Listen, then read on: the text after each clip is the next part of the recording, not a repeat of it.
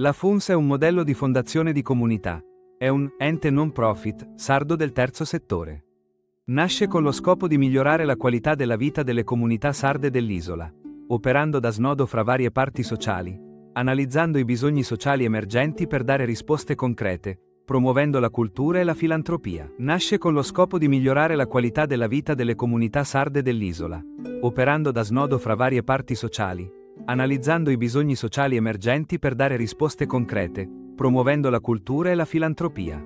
Si propone come fondazione di comunità, catalizzatore di sinergie locali, operatore per attività di raccolta fondi nei vari territori interessati, soggetto radicato e attivo nei diversi territori della Sardegna, partner dei bisogni dei vari territori, promotore della filantropia istituzionale sarda a livello statale e internazionale.